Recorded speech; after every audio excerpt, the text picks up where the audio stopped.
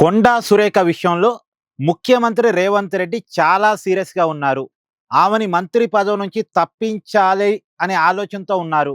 రేవంత్ రెడ్డి గారి కోపం వల్లే కాంగ్రెస్ పార్టీకి సంబంధించిన ఎమ్మెల్యేలు, ఎమ్మెల్సీలు సమావేశమై కొండా సురేఖని పార్టీ నుంచి తప్పించాలని తీర్మానం చేయటం.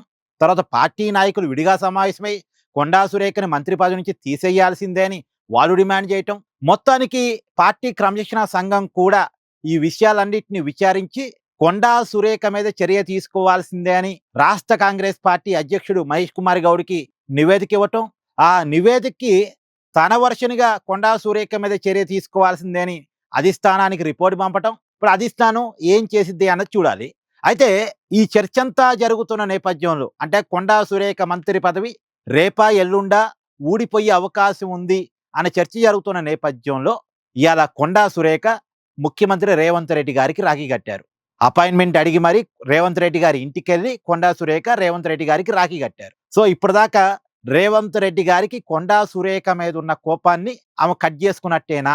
ఇక ఆలోచించుకోవాలి. ఇక పాత పగలన్నీ మర్చిపోదాం అన్నయ్య, నీకు నేను చెల్లిలాంటి దాన్ని, కాబట్టి నా పదవి బీకేయద్దు, నాకు నువ్వు రక్షగా ఉండాలని ఆమె అడిగారా? ఇక రేవంత్ రెడ్డి గారు రక్షగా ఉంటారా? మరి ఇక పాత గొడవలు పక్కన పెట్టి మళ్ళా కొండా సురేఖని ఇక సోదరులాగా హత్తుకొని తన క్యాబినెట్లో కంటిన్యూ చేసుకుంటారనేది ఇక చూడాలి. ఏదేమైనా ఒక ఆశ్చర్యకరమైన విషయం, తెలంగాణ రాజకీయాల్లో చర్చించాల్సిన విషయం, కొండా సురేఖ రేవంత్ రెడ్డికి రాఖీ కట్టడం అనేటువంటిది. ఇప్పుడు రాఖీ కడతానని ఆమె అడిగితే కట్టించుకోను అని రేవంత్ రెడ్డి గారు చెప్పలేరుగా.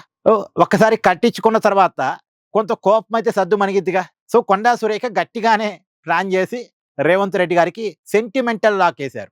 ఆమె నిజానికి కొండా మురళి భట్టి గారిని కలవటం ద్వారా రాజీ ప్రయత్నాలు చేశారు. రేవంత్ రెడ్డి గారితో రాజీ ప్రయత్నాల కోసం కొన్ని ప్రయత్నాలు చేశారు.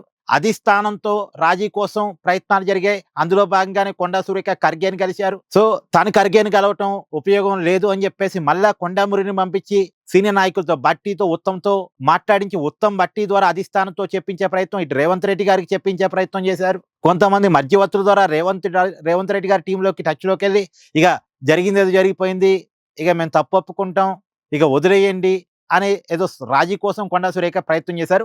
ఈ ప్రయత్నాలన్నీ వర్కౌట్ కానట్టే అనిపించాయి. కానీ ఈ సెంటిమెంటల్ లాక్ అయితే పనిచేయడానికి అవకాశం ఉండొచ్చు. మరి ఎంతవరకు పనిచేసిద్ది అనేది చూడాలి. కొండా సురేఖ మంత్రి పదవి సేఫేనా అనేది చూడాలి రాబోయే కాలంలో.